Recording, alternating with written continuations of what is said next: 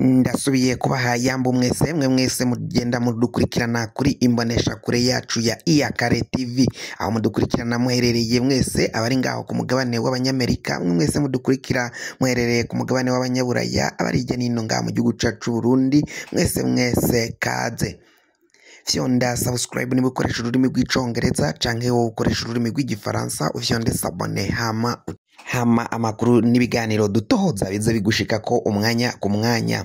Amakuru azindukiye ngaha mu gihugu cacu Burundi, rero ibintu bibandanya kuba bibi cane mu ntwazangabo z'igisirikari c'u Burundi, aho abenshi bariko bararungikwa ngaho mu gihugu ca Repubulika Iharanira Intwaro Rusangi ya Kongo RDC, bamwe bakaba baciye batoroka, abandi bakemera kujanwa ngaho muri ico gihugu kugwana ingwano ziriko zirahuza umuhari M23 ndetse n'igisirikare ca Kongo FARDC.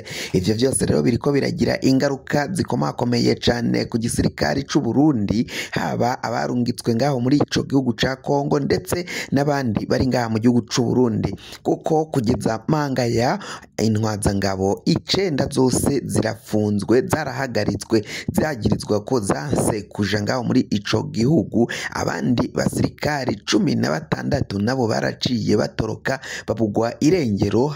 Kuri ubu ntago hazwi aho boba baraciye baja kwinyegeza canke ngo bahungire. Ivyo ni biriko biragenda bigira ingaruka zikomakomeye cane ku gisirikare c'u Burundi, aho intwazangabo zikomakomeye cane zifise n'amapeti yo hejuru, harimo abamajoro ndetse n'abakoroneri. Murazi ukungene vyaciye bigenda kuri koroneri yaciye aja mu Cibitoke agahabwa ikompanyi, akabwirwa ko agiye kwitwara ngaho mu gihugu ca Repubulika Iharanira Intwaro Rusangi ya Kongo, ariko uyu mukoroneri akaba yaraciye ahita abiheba.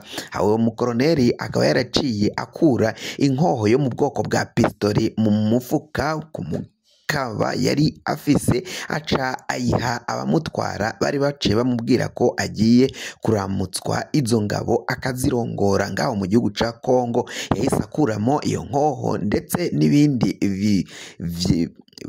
n'ibindi vyangombwa vya gisirikari yari afise, arabibaha, abiha abamutwara. Kuri ubwo bahise bahamagara muri eta majoro, uyu mukoroneri acapfungirwa muri iyo kampi yo mu Cibitoke itegurirwamwo ababa bagiye kurungikwa ngaho mu gihugu ca Kongo. Mu nyuma yahavuye bukeye bwaho atwagwa nabi, ajanwa mu biro vy'iperereza mu gisagara ca Bujumbura, aho bivugwa ko yaciye aja gupfungirwa. Kuri ubu ngubu rero abasirikari bahejeje kwanka ayo mabanga yo kujanwa ngaho muri Kongo ndetse bakagenda batwaye izo ngabo, ni abasirikari 9, abandi 16 twababwiye ko bahejeje gutoroka. Kuri ubu ngubu atawuzi aho bagiye kwinyegeza. Abasirikari rero bariko bararungikwa ngaho muri Kongo, biravugwa ko umuhari M23 uriko urabarasa. Haragiye hagaragara ibiziga by'abasirikari ba Kongo bambaye impuzu za Kongo ndetse n'abandi basirikari bambaye impuzu z'igisirikari c'u Burundi, ariko bikibonekeza ko naho abo bambaye impuzu z'igisirikari ca Kongo ngo harimwo abarundi baciye bahabwa izo mpuzu z'ico gisoda ca FARDC. Ivyo vyose rero bikaba vyibonekeza ko biriko biragira ingaruka ndetse no gusambura n'umwuka mubi uriko urakwiragira ngirya nino mu gisirikare c'u Burundi. Abarundi barabandanya guhekugwa n'izo ngwano ziriko zirabera ngaho muri Kongo, kandi abo bariko baragwana ata nyungu zigaragara Uburundi bubifisemwo. Ivyo rero bikaba basaba umukuru w'igihugu Varisito Ndayishimiye guheba no kuvana abasirikari b'u Burundi muri izo ngwano zaciye zirungikwamwo abarundi, kandi baragiye bagiye guhagararira amahoro, nk'uko ingabo za EAC, hariyo ingabo za Tanzania, ingabo za Kenya n'iza Uganda baciye bajanwa ngaho muri ico gihugu, ariko bo bakaba batavugwa muri izo ngwano, bakaba bari aho ngaho barinda aho abenegihugu gusa. None abasirikari b'u Burundi bo bakaba baraciye baja kwijandika muri izo ngwano, bakaba bariko barafasha igisirikare ca Kongo kugwana n'umuhari M23. Ibiziga by'abasirikari b'u Burundi byaragiye birakwiragira ijya nino ku mbuga hwaniro kuri za Facebook, WhatsApp ndetse n'ahandi, bagaba basaba rero abarundi baciye bahekugwa n'izo ngwano, bariko barasaba umukuru w'igihugu guheba akavana abasirikari b'u Burundi bari kwicirwa ngaho muri ico gihugu. Ndayishimiye we akaba nta kintu ariko arabivuga ko, ahubwo hakaba haguma kurungikwa abasirikari ngaho mw'ico gihugu. Mbere abo basoda nabo bakaba bajayo bafise ubwoba bwinshi cane, aho baja bahejeje gusezera ku babo bavuga ko bashobora kongera guhonyotsa akarenge ngaha mu gihugu c'u Burundi, kuko umwanya n'umwanya bashobora kurasigwa ngaho muri ico gihugu ca Kongo. Naho rero bigenda biba, bavuga ko abo basoda baca bavuga ivyo ngivyo ari ukumena amabanga ya gisoda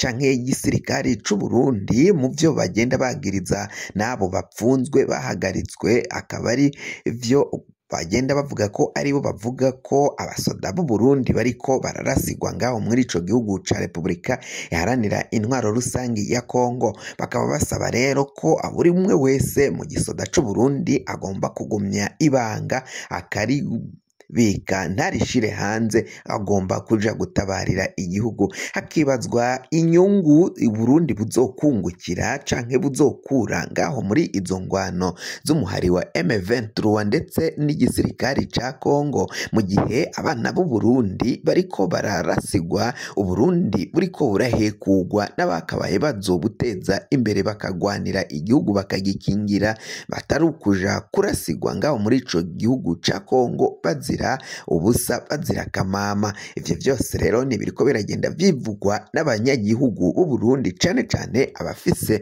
bene wabo baciye barungikwa muri ico gihugu ca Kongo kugwana n'uwo muhari M23 ugwanya ubutegetsi bwa Kongo muri Kivu y'Amajaruguru, Kivu y'Uburaruko, ngaho muri Repubulika iharanira intwaro rusangi ya Kongo y'Ubuseruko. Ivyo ni biriko biravugwa n'abo Barundi. Umukuru w'igihugu Varisito Ndayishimiye arakwiye guheba iyo ngendo yo gufata abarundi akabajana kurasigwa ubusa atazindi nyungu bakuramwo. Icabikoze Prime Niyongabo aramutswa igisoda c'u Burundi, nawe ari mu gacereri, ntago ariko aravuga kuri ibijanye n'izo ngwano ndetse n'abo basirikari baca barungikwa ngaho mu gihugu ca Kongo umwanya ku mwanya, ico bagomba kubikora ko canke niba bazobandanya kurungika abo basoda b'u Burundi bakajanwa kurasigwa ngaho mu gihugu ca Repubulika iharanira intwaro rusangi ya Kongo RDC. Nkuko biriko biragenda bivugwa, biribonekeza ko abarundi benshi atawushigikiye ivyo vyose biriko biragenda bikorerwa ku bana b'u Burundi. Abasoda b'igihugu c'u Burundi babandanya kugwa muri Kongo, hagatahukanwa ibiziga vyabo.